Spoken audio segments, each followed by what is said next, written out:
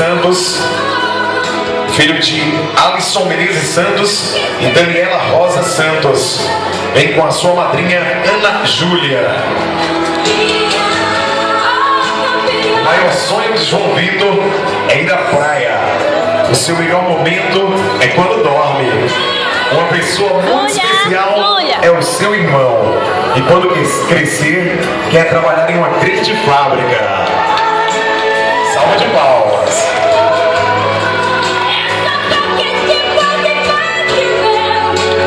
Convidamos Juliana Queiroz de Lucena Ferreira, filha de Sérgio Lucena Ferreira e Ingrid Almeida de Queiroz.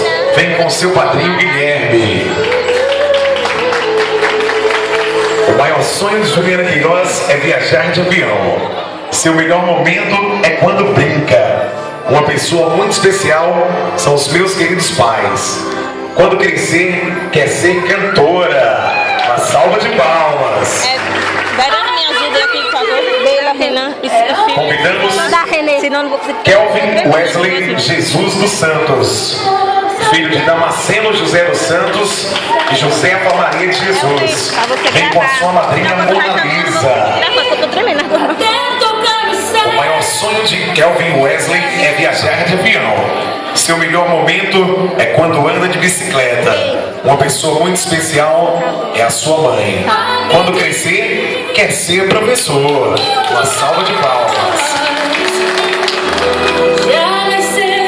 Convidamos Laís e Vitória Santos, filha de Márcio José dos Santos e Maria Lúcia Unias dos Santos. Vem com seu padrinho Davi. O maior sonho de Laís e Vitória é viajar para o Rio de Janeiro. Seu melhor momento é quando vai para a piscina com as amigas. Uma pessoa muito especial é a sua mãe. Quando crescer, quer ser veterinária.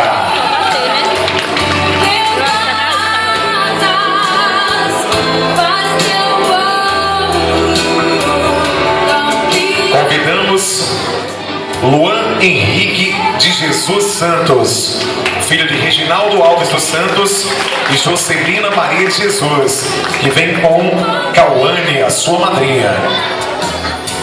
Tomara que